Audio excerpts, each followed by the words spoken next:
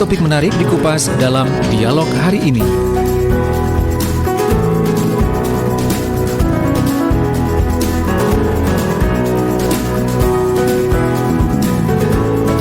Assalamualaikum warahmatullahi wabarakatuh. Selamat pagi, salam sehat dan salam sejahtera untuk kita semua. Berjumpa kembali dalam Komunikasi Bisnis edisi hari ini, hari Senin tanggal 14 Desember 2020. Tema kita untuk Komunikasi Bisnis, mengapa strategi bisa gagal? 3 sebab kegagalan strategi dan tips menghindarinya. Tentunya Anda juga bisa memantau siaran kami ini secara audio atau visual di LPPL Suara Sidoarjo, LPPL RGR Tulungagung FM 90,1 dan LPPL Praja Angkasa Trenggalek di FM 88,9.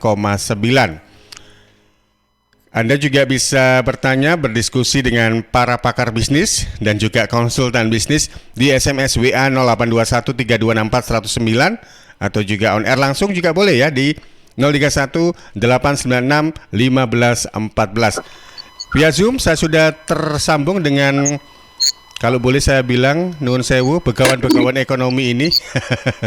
Ada Pak Roni Mustamu, selamat pagi. Ada Pak Denis Firmansyah, good morning Master. Kemudian ada Pak Rudi Balmater juga, selamat pagi untuk Anda. Serta ada Koriwanto Nursyam, ini kalau tidak salah newcomer ya, untuk join di Zoom Suara Sidoarjo. Baik, terkait dengan mengapa strategi bisa gagal, untuk lebih jauh mengenai hal ini, saya ke Pak Roni Mustamu, Direktur Quadrant Consulting. Monggo Pak Roni. Terima kasih Mas Panji, sahabat Suara Sidoarjo. Selamat pagi Pak Rudi Balmater, Pak Denis Firmansyah, Pak Koriwanto Nursyam, dan teman-teman di Trenggalek maupun Tulungagung. Kalau kita bicara tentang strategi, itu jadi agak unik. Kenapa saya katakan agak unik? Strategi itu selalu dibahas banyak orang. Bahkan banyak orang sekali yang mengaku sangat ahli di bidang strategi. Tetapi strategi itu sering pula kita temukan tiba-tiba menghadapi masalah pada saat-saat dia harusnya dibutuhkan. Artinya begini, ketika organisasi atau perusahaan dalam keadaan baik-baik saja, itu seakan-akan bahwa strategi itu sudah lancar gitu ya. Tapi sebetulnya strategi itu diuji justru pada saat terjadinya persoalan. Seperti sekarang, dalam 1 tahun ini kita menghadapi krisis ya, pandemi akibat COVID. Nah, disitulah strategi itu akan diuji. Selama ini kita membuat strateginya sudah baik atau tidak. Tahun 1997-98 dulu ada banyak sekali perusahaan rontok, sampai ada orang yang mengatakan bahwa strategi itu tidak dibutuhkan. Kalau menurut hemat saya pada saat itu belum tentu strategi tidak dibutuhkan. Barangkali yang menyusun strategi yang salah pada saat proses penyusunannya. Kenapa saya katakan begini? Karena strategi itu harusnya adalah sebuah solusi untuk memberdayakan keseluruhan organisasi agar secara komprehensif dan sistematis mampu mewujudkan visi dan misi organisasi atau perusahaan tersebut. Kalau tidak terjadi, berarti ada sesuatu yang mesti dilihat.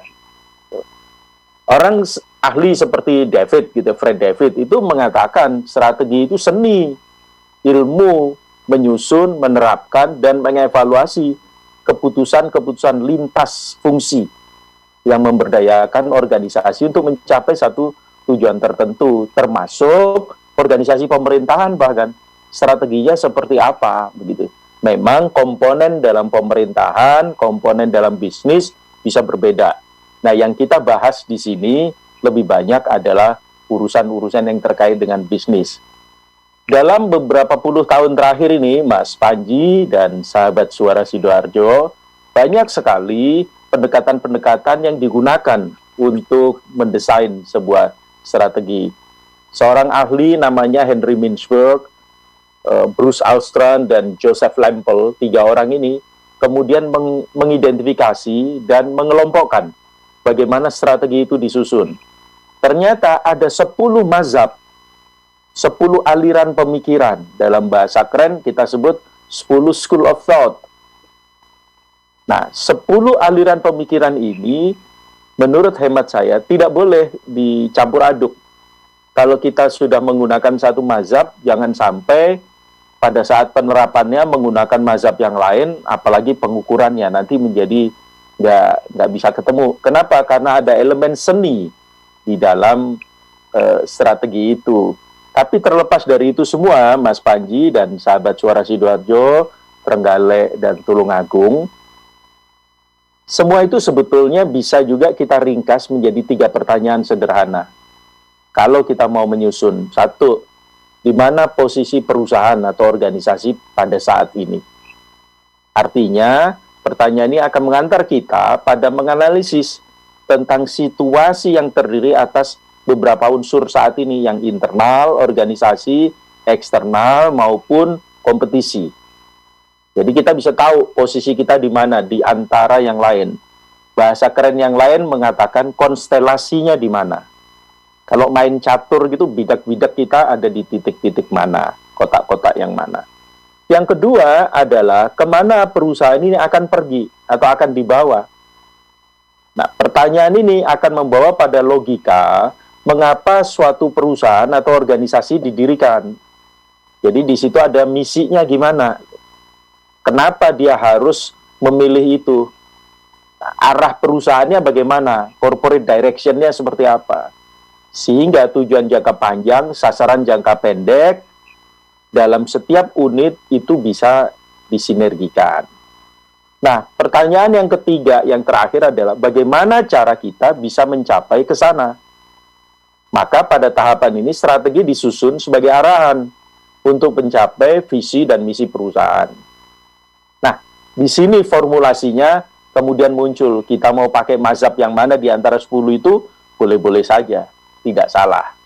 Itu satu bagian, Mas Panji dan sahabat Suara Sidoarjo.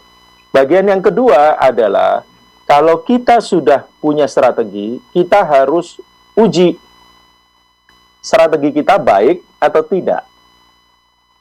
Cara mengujinya, kalau ada ahli namanya Rumelt, Richard Rumelt, itu mengatakan 4 aja yang kita ukur. 1 namanya konsistensi. Strategi tidak boleh menghadirkan sasaran dan kebijakan yang tidak konsisten, diubah-ubah terus. Nah, kalau diubah-ubah terus, berarti kan nggak jelas nih strateginya. Yang kedua, mesti konsonan. Strategi itu harus bisa merepresentasi respon adaptif terhadap lingkungan eksternal dan terhadap perubahan-perubahan penting yang mungkin terjadi. Misalnya sekarang ini, kita menghadapi COVID, harus konsonan. Nah, kalau kita kemarin itu mendesainnya tidak baik, maka ketika muncul persoalan seperti COVID, gagap. Gagap artinya manajemen bisa nggak tahu mau lari kemana karena tidak pernah diperhitungkan. Yang ketiga adalah advantage, keunggulan. Strategi ini apa memberi peluang bagi terjadinya pembuatan atau pemeliharaan keunggulan kompetitif dalam satu wilayah aktivitas tertentu yang memang dipilih. Saya mau hebat di teknologi misalnya. Saya mau hebat di human relation supaya hubungan saya dengan customer akan sangat baik. Atau saya mau bagus, hebat sekali dalam produk. Jadi saya akan punya banyak produk-produk baru terus-menerus yang sulit dikejar oleh lawan. Itu pilihan. Tapi harus ditentukan sejak awal. Nah, pertanyaan keempat, strategi itu baik atau enggak? Itu visibility dari strategi itu. Artinya apa?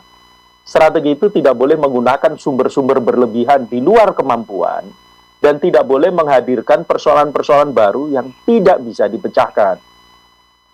Nah, jadi layak nggak untuk dilakukan? Nah, ketika 4 pertanyaan ini dibahas di depan, begitu strategi selesai disusun sebelum ditetapkan, dibahas 4 ini. Konsistensinya gimana? Konsonannya gimana? Advantage-nya gimana? Visibility-nya gimana? Kalau itu terjadi, maka strategi akan sangat bagus. Terkait dengan judul ini, kenapa itu gagal? Kadang-kadang strategi itu kenapa gagal?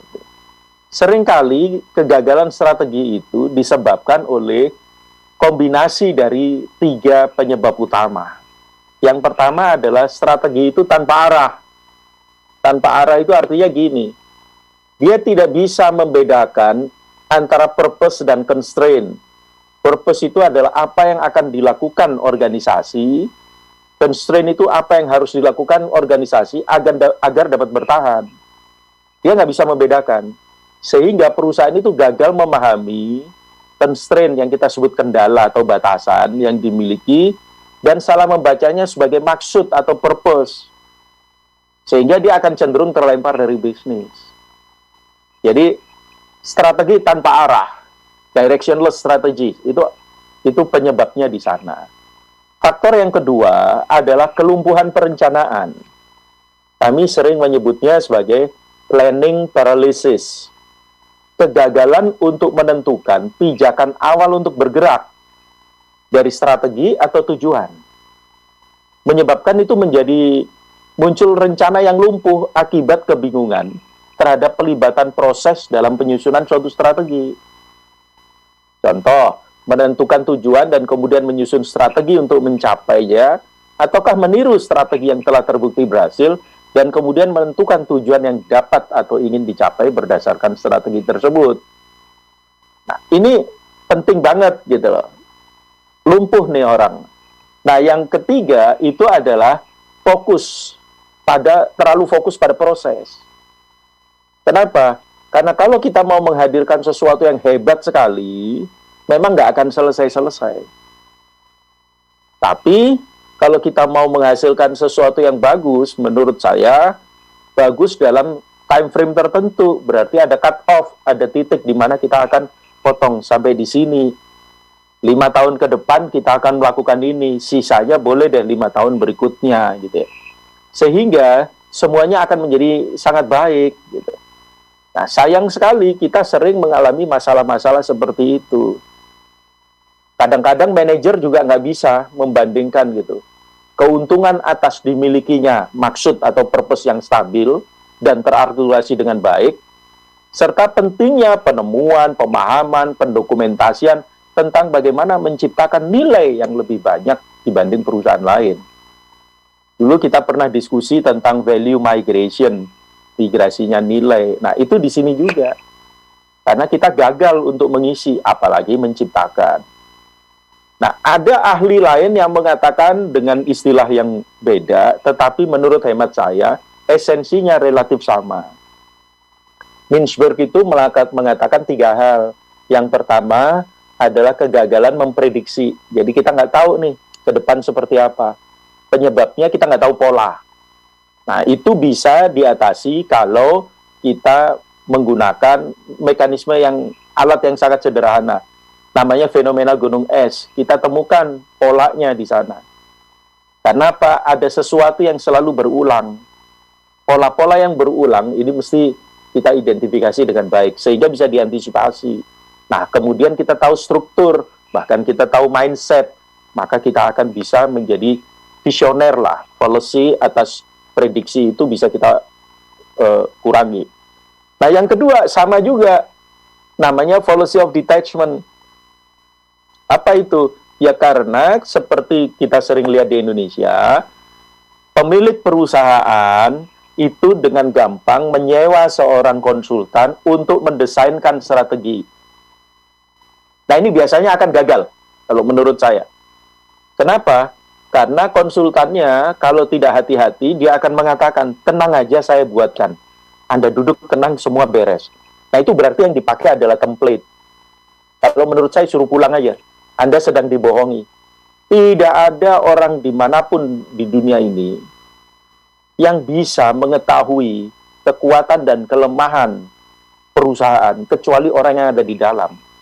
Nah, konsultan dibutuhkan bukan untuk membuatkan, tapi untuk memfasilitasi proses pembuatan. Tanpa konsultan, Anda akan menjadi tidak objektif. Nah, itu menjadi tarik-menarik begitu ya. Nah, policy of detachment itu penyebabnya sederhana. Orang yang mendesain sama orang yang melaksanakan itu nggak pernah berkomunikasi. Kira-kira begitu. Nggak pernah omong-omongan, sehingga yang melaksanakan juga nggak ngerti ini maksudnya apa. Nah, yang ketiga adalah policy of formalization. Jadi, diformalkan. Nah, terlalu dini atau tepat waktu atau terlalu lamban, itu kemudian yang jadi hitungan kita. Kira-kira itu Mas Panji untuk mengantar.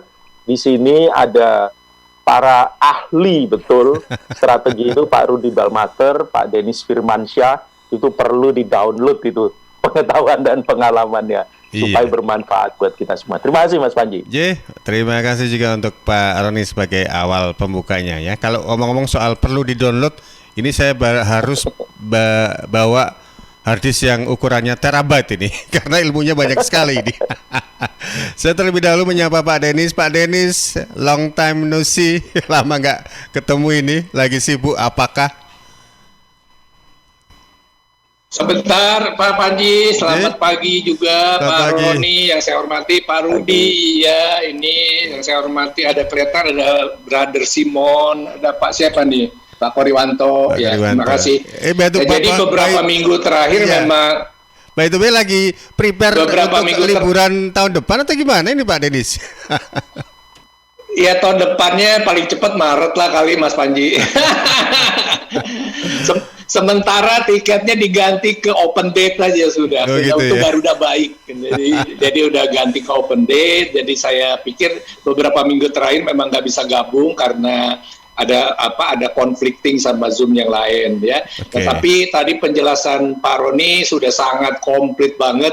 Memang yang jadi sulit tuh kan implementation-nya ya. Jadi saya ngalami juga di 97, 98 seperti itu ya. Jadi memang nggak semudah teori-teori tersebut ternyata. Tetapi dengan bekal yang cukup, dan ada satu mungkin yang penting adalah decisiveness ya. At the end itu yang penting gitu ya. Semua apapun yang terjadi akhirnya mesti ambil keputusan ya.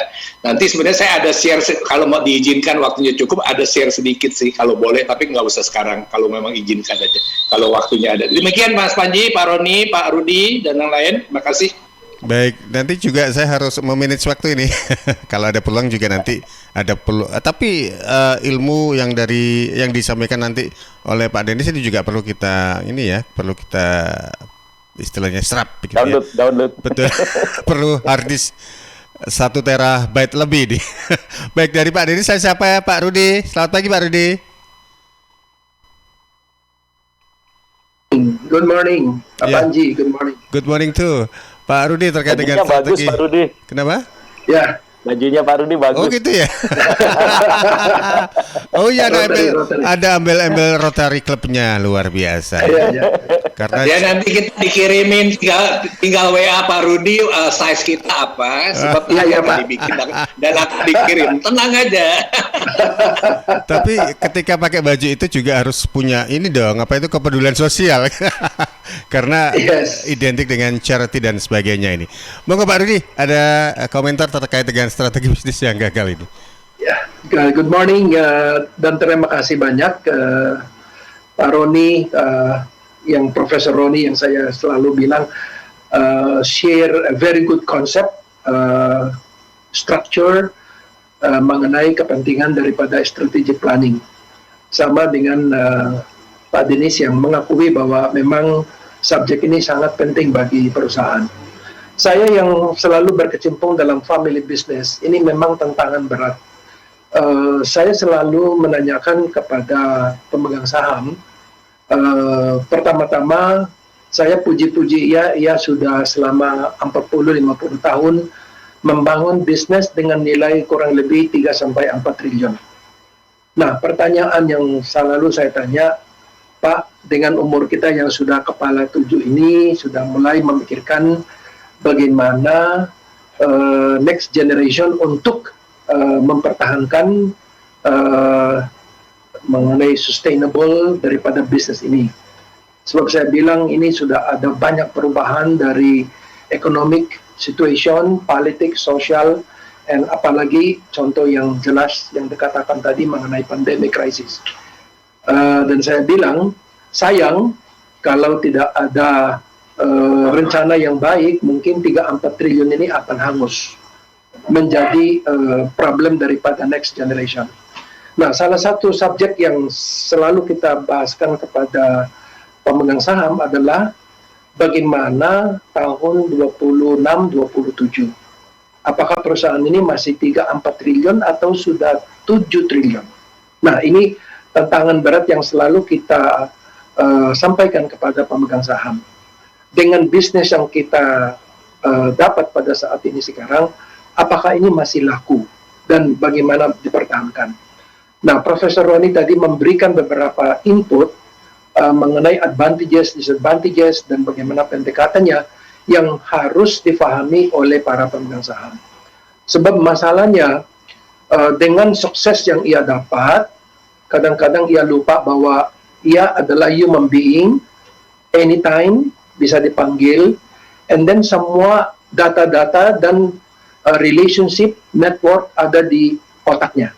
Nah, anytime sebenarnya pendiri atau pemegang saham harus siap-siap. Nah, strategic planning konsep yang sebenarnya dipaparkan ini adalah harus dibakukan, dimasyarakatkan lingkungan dalam bisnis. Kenapa? Sebab salah satu tujuan yang baik adalah dengan satu facilitation on strategic planning, perusahaan menjadi learning institution, is a learning school for everyone. Apalagi the next generation and juga mengenai the potential managers who eventually pada saat tertentu akan menjadi direktur. So, kalau strategic planning session ini dilakukan every year or every 1-2 years, etc., etc. So, ini sangat membantu. Sebab kita meng-transform our business organization into a learning organization. Nah, ini sangat membantu sebab jadi the next generation bisa mengerti dan memahami bagaimana perusahaan ini bisa sustainable and bisa juga menentukan business opportunities in the market. So, to me, frankly speaking, this is a challenge to me bagaimana kita persuade, convince our business leaders or pendiri to embrace mengenai betapa penting this strategic planning process yang sudah dipaparkan oleh Profesor Roni. So, that is my personal experience as an advisor of several family business. That is my job, how to convince them. Kita, our mortality, we are immortal, so we have to consider this because at any point in time, as they say, be ashamed to die if you don't help others people to grow. So this is an important message to our business founders because kadang-kadang they feel that they are Superman. They will not die, but everybody will die. So, Papanji, this is my sharing to you based on my experience in the lapangan, Pak. Thank you very much, Pak. Awesome, luar biasa ini. Jadi, sometimes juga kadang-kadang bagi konsultan bisnis, kadang sesuatu hal yang seperti ini, extraordinary seperti ini, memang bisa memicu adrenalin ya untuk lebih totalitas dalam istilahnya mengadvise dari perusahaan yang di-handle-nya. Baik, nanti kita akan ngobrol lebih jauh mengenai strategi bisnis yang gagal. Kita break dulu untuk beberapa menit. Suara Sidoarjo, Lembaga Penyiaran Publik Lokal Pemerintah Kabupaten Sidoarjo. Kita semua pasti ingin semuanya balik normal. Bukan cuma sekedar new normal, apalagi balik lagi ke PSBB. Cepat atau tidaknya sangat tergantung pada tiap warga Sidoarjo. Jadi, selalu dan tetap ikuti aturan dan protokol kesehatan. Seperti pesan dari Hudiono, PJ Bupati Sidoarjo. Saya mengharapkan dan menghimbau kepada masyarakat Sidoarjo, saat ini kita sedang fokus untuk antisipasi pencegahan COVID-19. Ingat tetap menjaga protokol kesehatan. Sidoarjo hebat, baik, berkualitas, cepat, dan terginas. Warga Sidoarjo, jangan lupa tetap patuhi protokol kesehatan agar Sidoarjo segera normal dan kita semuanya balik dan bisa beraktivitas dengan tenang, lebih sehat. Pesan ini disampaikan oleh Pemerintah Kabupaten Sidoarjo dan Radio Suara Sidoarjo. Halo arek-arek Jawa Timur, piye kabare? Muga-muga kabeh apik ya. Saya Via Valen mau mengajak kita semua untuk tetap jaga kesehatan di tengah pandemi. Yuk ikut gerakan pakai masker dan tetap ikuti anjuran pemerintah. Dengan cara tetap jaga jarak, sering cuci tangan pakai sabun, hindari keramaian, dan pakai masker kalau keluar rumah. Yuk jaga kesehatan karena banyak orang tersayang yang ingin terus bersamamu. Bersama, kita lawan COVID-19 dengan terus mengingatkan hal-hal baik. Masih banyak banget saudara kita yang belum paham betapa bahayanya COVID-19. Oleh sebab itu, penting untuk kita saling mengingatkan. Semoga kita semua selalu sehat dan tetap produktif di kala pandemi. Ingat, ojo lali nggawe masker ya. Pilbuk bermartabat, Sidoarjo hebat. Sidoarjo, yuk podo semangat. Kita sambut pilkada serentak. Ajak sanak saudara memberikan suara untuk masa depan Sidoarjo. Ojo lali hari Rabu 9 Desember 2020. Rame-rame ke TPS kita nyoblos. Yuk warga Sidoarjo pakai hak pilih kita untuk milih bupati dan wakilnya. Sukseskan pilbuk langsung, umum bebas rahasia, jujur adil serta bermartabat. Yuk warga Sidoarjo pakai hak pilih kita untuk milih bupati dan wakilnya. Sukseskan pilbuk langsung, umum bebas rahasia, jujur adil serta bermartabat. Pilbuk bermartabat, Sidoarjo hebat. Pilbuk bermartabat, Sidoarjo hebat. Sukseskan pilbuk Sidoarjo 2020. Assalamualaikum warahmatullahi wabarakatuh. Saya Khofifah Indar Parawansa, Gubernur Jawa Timur. Ternyata penyebaran COVID-19 belum berhenti. Oleh karena itu jangan pernah lelah. Ayo kita lindungi diri kita dengan menggunakan masker yang aman dan benar. Kalau pakai masker jangan di bawah hidung. Kalau pakai masker jangan di bawah dagu. Lalu jaga jarak yang aman juga. Dan cuci tangan dengan menggunakan air mengalir. Assalamualaikum warahmatullahi wabarakatuh.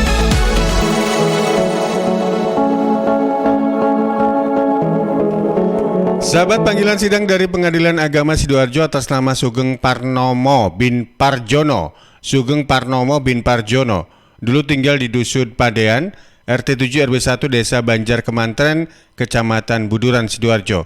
Sekarang tidak diketahui dengan jelas tempat tinggalnya.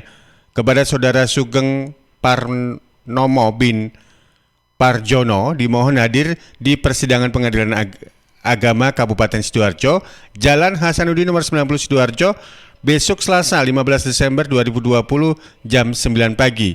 Panggilan sidang ini dari Pengadilan Agama Kabupaten Sidoarjo. Suara Sidoarjo, lembaga penyiaran publik lokal pemerintah Kabupaten Sidoarjo. Terima kasih untuk Anda sahabat pendengar dan pemirsa. Anda masih bersama di program Komunikasi Bisnis dengan tema Mengapa Strategi Bisa Gagal. 3 sebab kegagalan strategi dan tips untuk menghindarinya. Sebelum nanti akan dibacakan oleh redaksi pertanyaan yang sudah masuk, saya juga ingin menyapa ini sahabat-sahabat yang juga di join sudah via Zoom. Di antaranya ada Pak Koriwanto Nursyam. Selamat pagi Pak Koriwanto.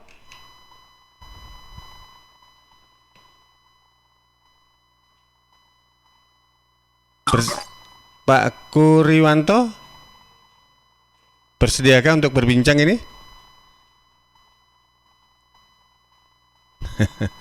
Sepertinya ada kendala teknis ini dengan komunikasinya. Baik, saya coba ke Pak Simon. Selamat pagi Pak Simon. Selamat pagi Pak Panji. Iya, lagi aktivitas apa ini Pak Simon? Sekarang lagi di jalan nih Pak Panji, bawa mobil nih Pak Panji. Mohon maaf nih Pak Panji. Baik, sambil kasih sedikit komentar bolehlah Pak Simon. Kan pakai headset kan ya? Pakai headset kan ya? Iya. Boleh. Iya. Terkait dengan strategi bisnis yang gagal ini, monggo. Iya, ini saya rasa sudah ada bos-bos kita nih, ada senior-senior saya, Pak Denis, Pak Rudi, Pak Roni ini yang justru saya mau belajar dapat ilmunya nih. Saya rasa apa yang sudah diberitakan atau diinformasikan atau diajarkan di sini, itulah yang ada di dalam kehidupan kita di dalam berbisnis gitu. Baik. Yang memang at the end akhirnya seperti juga Pak Denis katakan, ya kita harus make it decision gitu. Tapi apa yang Pak Roni dan Pak Rudi katakan itu benar sekali. Saya selalu itu camkan kok dalam kita berbisnis gitu. Baik Pak Simon, tapi bisnis Anda tetap ini kan ya, progresnya tetap up gitu ya. Alhamdulillah Pak. Baik, sukses untuk Anda ini Pak Simon. Terima kasih Pak Panji. Hati-hati teman-teman semua. Hati-hati di jalan tentunya ya. Siap. Baik, sambil Siap, nyetir, Pak. sambil mendengarkan juga perbincangan komunikasi bisnis ini. Saya ke redaksi terlebih dahulu. Karin? Iya baik, di sini ada 2 pertanyaan yang sudah masuk di WhatsApp redaksi. Yang pertama dari Bapak Lukman di Sukodono. Pak, saya mau bertanya, jika kita mendirikan sebuah bisnis hanya dengan satu tujuan, yaitu memiliki pemasukan untuk keberlangsungan hidup, apakah salah ya Pak? Apakah itu juga bisa menyebabkan terjadinya salah satu kegagalan dalam berbisnis? Karena saya berusaha berpikir realistis saja di tengah pandemi COVID-19 saat ini. Dan yang kedua dari Ulfah di Candi. Yang saya tahu salah satu permasalahan dari strategi bisnis menjadi gagal adalah letak lokasinya. Tapi letak lokasi sendiri kalau menurut saya juga pastinya sudah disesuaikan dengan budget dari para pengusaha yang sudah ada. Nah, sebetulnya penentuan lokasi yang strategis menurut Pak Roni ini yang seperti apa? Baik, terima kasih untuk Mas atau Pak Lukman di Sukodono dan Ulfa yang ada di Candi. Pak Lukman tadi soal bisnis yang juga adalah sebagai penyambung hidup ini, sebagai mata pencarian satu-satunya. Monggo Pak Roni, ada tanggapan? Ya, terima kasih Mas Panji. Jadi pertanyaan yang pertama tadi, boleh nggak kalau saya berbisnis hanya untuk menyambung hidup? Boleh. Nggak ada salahnya, tidak ada dosanya, dan itu baik tanggung jawab kita untuk menyambung hidup. Tetapi ketika perusahaan atau usaha itu sudah tumbuh menjadi lebih besar dan ada orang-orang lain yang membantu kita atau terlibat dengan bisnis kita, maka kita punya tanggung jawab lebih. Memastikan hidup mereka juga bisa nyambung terus. Jadi kalau hanya untuk satu orang itu biasanya lebih mudah. Tetapi ketika kita sudah menanggung ada banyak orang di antara kita, ratusan apalagi ribuan orang yang terlibat, maka kita wajib melakukan perencanaan strategi supaya bisnis yang kita jalankan itu bisa berlanjut terus-menerus, bisa tumbuh dan bisa menghadirkan kesejahteraan bagi siapapun yang hidupnya bergantung pada kita ini. Itu kira-kira Pak yang tadi mengajukan pertanyaan. Lukman Sukodono. Pak Lukman ya. Kira-kira itu. Jadi boleh saja, sekali lagi ya boleh saja. Nah kalau tentang lokasi, ini mohon maaf. Kalau isunya lokasi itu sebetulnya bukan isu strategi dalam arti yang kita bahas tadi. Gitu ya. Itu lebih kepada implementasi atas putusan yang kita ambil. Lebih kepada taktikal kalau menurut saya. Jadi strategi itu sebetulnya lebih kepada bagaimana caranya saya nanti akan memenuhi atau bisa mencapai sasaran dan tujuan yang ditentukan oleh perusahaan. Bagaimana visi misi perusahaan itu bisa tercapai. Nah, itu ada caranya. Nah, salah satu caranya adalah kalau misalnya kita melakukan proses produksi, tentukan lokasi yang tepat, yang tidak jauh dari sumber-sumber bahan baku, tenaga ahli, dan teknologi gitu. Nah, itu bisa dilakukan. Kalau dagang itu kita harus cari lokasi yang pas, yang menyebabkan orang itu mudah mengakses. Kira-kira begitu. Walaupun data menunjukkan kalau kita bicara retail, orang itu datang berbelanja bukan karena lokasinya yang dekat atau lokasinya yang strategis, tetapi kelengkapan isinya atas apa yang dia butuhkan. Jadi kalau dia punya 10 kebutuhan, dia datang dan hanya ketemu 2, dia cenderung tidak akan datang ke lokasi atau ke toko yang dekat itu. Dia akan rela pergi ke yang lebih jauh asal sekali masuk 10 itu ketemu.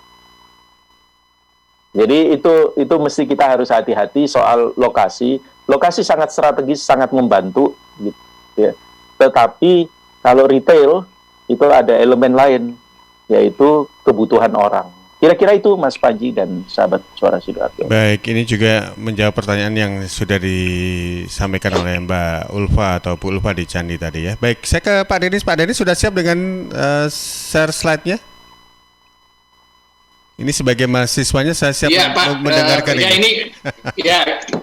Ini quickly aja. Jadi memang saya nggak berani sama Profesor Roni ya, karena ini saya kata-katanya yang ringan-ringan aja. Saya kalau lawan beliau susah, saya kalah jam terbang soalnya kalau gini. Tapi dicoba aja ya, ini beberapa menit aja kok. Enggak, ini disimulasikan ala-ala tesis gitu ya. Nah, pengujinya ada Profesor Roni. Kelihatan kah? Belum muncul sudah ini. Kelihatan kah? Masih started. Screen sharing. Iya. Masih. Sudah kelihatan kah? Oke, sudah. Sudah muncul. Nah, ini ya. Ya, ini minta maaf Pak Profesor Roni, Pak Rudi dan teman-teman lain. Ini saya dengan bahasa urakan aja ya. Bahasa cowboy namanya ya. Jadi menurut saya ini nih yang penting, the fun key success factor in supporting business strategy. Ya, tadi Pak Roni sudah elaborate dengan luar biasa. Saya pikir saya nggak mau nambahin karena udah sangat komplit ya. Tapi ini saya highlight ini katanya firm ini ya. Jadi mungkin sebagian Pak Roni sudah bilang, Pak Rudi sudah bilang. Tapi izinkan saya share aja sedikit aja. Nah ini firmnya apa nih? F-nya adalah fokus ya. Tapi nggak boleh juga hanya fokus terus diam di tempat gitu. Ya, ini yang jadi masalah sekarang ini, banyak orang fokus ya, atau banyak perusahaan sangat fokus dan nggak salah, tetapi nggak terlalu tepat sekarang ini, apalagi di tengah perkembangan yang begitu cepat ya. Jadi fokus tapi dengan forward looking ya, mesti ngelihat ke depan, nggak perlu lihat ke belakang lagi. Seperti tahun 2020 ini kita juga nggak perlu lihat ke belakang lagi ya. Anggap aja itu satu pengalaman yang luar biasa ya. Dan apa ini yang paling penting? Having positive growth mindset. Iya, fokus, forward looking, tapi kalau nggak punya positive mindset, growth mindset, itu nggak ada gunanya. Ya. Pokoknya jalan aja lah, asal apa adanya gitu. Ya, ini menurut saya kurang tepat ya. Karena memang fokus, tapi forward looking dan juga positive growth mindset ya. Jalaninya mudah nggak mudah. Tadi Pak Rudi juga udah bilang tuh, kalau perusahaan-perusahaan keluarga terutama itu pusing itu. Saya udah pernah juga kerja di perusahaan-perusahaan seperti itu. Kita ngomong itu kayak kata-kata kita itu kayak kata-kata yang terbang ke langit gitu. Nggak ada yang mau didengar. Ya dianggap kita tuh hanya orang bayaran ya, jadi nggak diladenin. Oke, AI-nya apa nih? Nah ini yang paling penting, integrity ya. Business integrity, apapun juga semuanya, organization integrity, semuanya ini kalau di mata saya integrity adalah segalanya ya. Nggak ada satu keberhasilan tanpa elemen integrity, nggak ada. Saya nggak pernah lihat. Kalaupun ada barangkali super untung aja itu. Terus R-nya apa ini? Nah ini juga penting, result oriented, driven attitude ya. Jadi attitude-nya mesti result gitu. Nggak boleh yang penting ya udahlah, kalau nggak berhasil ya sudah gitu. Tapi nggak ada mindset yang result ya.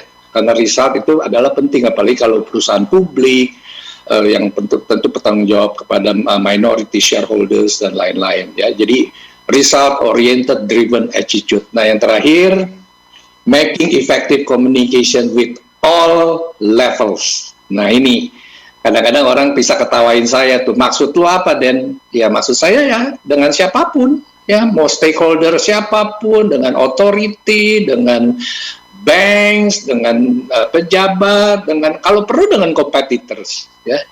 Ya, jadi ini hal yang simple aja yang saya bisa share pada pagi hari ini, mudah-mudahan bermanfaat buat kita semua. Saya ambil ini dari pengalaman pribadi saya yang sempat jungkir balik di 98 dan sebagainya. Jadi mudah-mudahan ini bermanfaat buat kita semua. Dari saya itu aja, Pak Panji, Pak Roni, dan Baik. Terima kasih Pak Denis. Ada 4 kunci yang tadi sudah disampaikan. Firm, focus, integrity, result, and making effective communication with all levels. Baik Pak Roni, sebagai penutup untuk tema kita pagi hari ini mengenai mengapa strategi bisa gagal, 3 sebab kegagalan strategi dan tips untuk menghindarinya. Monggo Pak Roni. Ya, terima kasih Mas Panji. Pak Denis, tadi lupa belum matiin screen, thank you. Pak Denis, luar biasa yang disampaikan oleh Pak Denis tentang firm. Tadi Pak Rudi juga menyampaikan luar biasa tentang persoalan-persoalan yang muncul di family business. Prinsipnya sederhana kalau menurut saya. Strategi itu seni. Nah, kadang-kadang orang terlalu menempatkan elemen seninya sampai lupa bahwa di strategi itu ada ilmu, ada manajemennya. Nah, kalau semua seni saja, itu boleh dilakukan ketika tidak terlalu banyak orang yang menggantungkan hidupnya pada bisnis kita. Seni, kalau saya sendirian hanya untuk hidup saya, ya udah saya seni aja, gitu ya. Tetapi ketika ada banyak orang, maka seni itu kan harus distrukturkan, supaya orang lain bisa memahami, supaya yang terlibat bisa ngerti. Kebayang nggak kalau kita bekerja pada seorang yang sangat sukses, terus kalau kita tanya, minggu depan kita gimana nih Pak? Tenang aja. Semua ada di pikiran saya. Nah, maka kita akan menjadi galau. Kenapa? Kalau tugas kita hanya sebagai operator, no problem. Tapi kalau tugas kita sudah sampai pada level manajerial, itu kan ada tanggung jawab. Tanggung jawab perencanaan, tanggung jawab eksekusi, dan ada tanggung jawab yang tadi disebut berkali-kali oleh Pak Denis. Decision making, pengambil keputusan. Nah, jangan lupa ketika kita bekerja, mengambil keputusan tidak selalu tepat. Kadang-kadang kita ambil keputusan yang salah juga, dan itu atas biaya perusahaan. At the cost of the company, kan gitu. Kalau keputusan kita salah, dan salahnya mungkin ketahuannya 6 bulan lagi, itu kan ada pada perusahaan. Contoh yang paling asik lah. Hari-hari ini kan orang Indonesia yang peduli itu rame banget nih soal vaksin yang untuk COVID. Gitu. Kita mau apa? Ada satu brand Eropa yang dikatakan efikasinya paling tinggi. Itu betul. Nah, di sisi lain, orang mempertanyakan apa yang dipesan oleh Indonesia. Gitu. Sinovac itu. Lalu dipesan.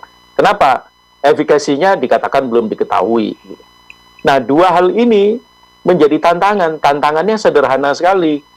Vaksin yang dibeli oleh pemerintah Indonesia itu bisa disimpan di kulkas suhu biasa lah. Masukin kulkas begitu aja udah aman. Tapi vaksin yang dikatakan orang baik dan sebagainya, itu perlu disimpan pada suhu minus 70 derajat Celcius. Baik pada saat transportasi maupun saat penyimpanan sebelum dipakai. Nah, dalam konteks Indonesia, mungkin orang berpikirnya itu pada konteks kota-kota besar seperti Jakarta, Bandung, Surabaya, Denpasar, Makassar, Medan, begitu. Tapi kebayang nggak bahwa di Indonesia ini ada Kabupaten Dunga di Papua. Nah, kalau kita beli yang harus disimpan di minus 70 derajat Celcius, jangan-jangan alatnya nggak ada waktu transportasi dan penyimpanan. Sampai di sana rusak. Kalau rusak kan nggak ada gunanya. Atau di Saumlaki, di Pulau Yamdena, Kepulauan Tanimbar, yang mungkin Anda nggak pernah dengar juga, begitu ya, di Maluku, sisi selatan. Itu dalam perjalanan yang sangat panjang ke sana. Nah, pada saat seperti itu, maka yang dikatakan Pak Denis tadi, butuh keputusan. Keputusan harus diambil. Nah, keputusan itu tidak selalu sempurna, tetapi itu adalah yang paling realistis untuk survival pada saat ini. dan ke depan. Karena kalau tidak realistis juga nggak akan bisa jalan, muncul kesia-siaan. Nah, di dalam family business yang seperti Pak Rudi berkali-kali sampaikan, itu menurut hemat saya, persoalan terbesar itu justru terjadi pada policy of detachment. Jadi kegagalan akibat orang yang merencanakan dan orang yang melaksanakan itu tidak pernah diskusi terbuka bersama-sama. Ada kecenderungan muncul yes man. Owner mengatakan A, iya A gitu. Tidak berani untuk men-challenge. Karena di family business itu risikonya beda dengan di perusahaan TBK.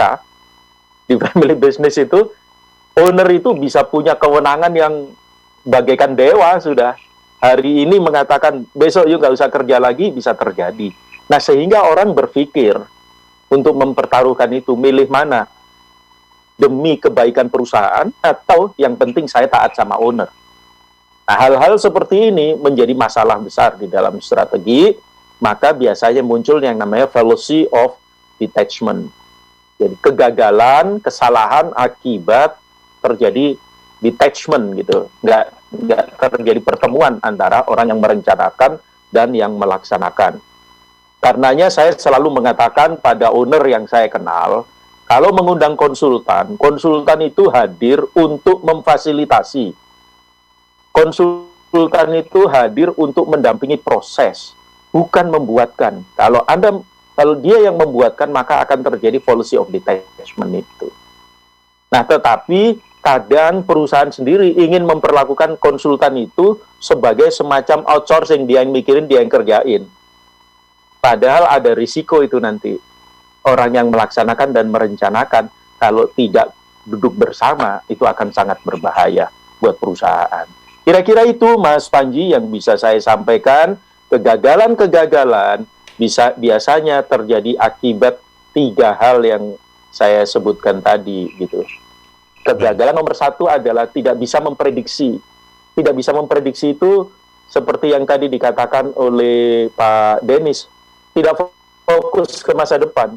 Nah, orang yang memprediksi itu kan harus punya kemampuan yang namanya trend watching, mencermati, mengamati betul kecenderungan yang terjadi sehingga kita bisa memprediksi ke depan apa yang terjadi. Kalau Pak Rudi itu selalu bergulat dengan analisis risiko. 5 tahun lagi apa yang akan terjadi? Risiko itu bahkan risiko teknologi. Kebayang nggak kalau, Mas Panji dan sahabat Suara Sidoarjo di radio, sudah telanjur investasi yang analog, tahu-tahu ada keputusan dari pemerintah untuk menjadi digital. Itu kan dibuang itu, barang yang kita beli tadi. Nah, kalau kita bisa punya kemampuan memprediksi akibat membaca pola-pola yang biasanya berulang dan kita temukan modelnya, kita temukan strukturnya, kita temukan mindsetnya, maka akan relatif aman. Yang kedua, yang tadi saya katakan detachment, yang merencanakan dan yang melaksanakan itu tidak pernah bertemu, dan formalization tadi, decision harus diambil, cut off-nya kapan ini diputus. Oke, saya hanya menggunakan data sampai dengan 31 Agustus, nggak apa-apa. Lebih baik kita mengambil keputusan yang bisa dilaksanakan daripada kita menunggu kesempurnaan dan tidak pernah ada keputusan. Karena mungkin ada 40.000 pegawai yang akan menunggu keputusan kita. Kira-kira itu, Mas Panji. Terima kasih. Iya. Baik Pak Roni, mungkin jargon lama mungkin perlu kita update ya. Kegagalan itu bukan karena sukses yang tertunda, tapi kegagalan itu terjadi karena konsultannya yang kurang tepat. Jadi mungkin komunikasi bisnis ini yang hadir setiap hari Senin mulai jam 9 sampai jam 10 bisa menjadi satu di antara cara Anda untuk meminimalkan kegagalan-kegagalan, karena pakar-pakar bisnis, pegawai-pegawai ekonomi ini ngumpul semuanya di kesempatan hari Senin jam 9 sampai jam 10. Terima kasih Bapak-bapak, selamat beraktivitas, sukses selalu, dan yang penting adalah salam sehat dan jaga kesehatan. Sukses. Salam sehat Mas Panji, Pak Roni, Pak Rudi, Pak Simo, Tuhan berkati. Mari. Ya, demikian tadi sahabat yang ada di LPPL Suara Sidoarjo, LPPL RGR Tulungagung, LPPL Praja Angkasa Trenggalek. Anda baru saja mengikuti komunikasi bisnis dengan tema Mengapa Strategi Bisa Gagal? 3 sebab kegagalan strategi dan tips menghindarinya bersama Roni Hamustamu, Direktur dari Quadrant Consulting. Saya Panji pamit, selamat siang, selamat beraktivitas.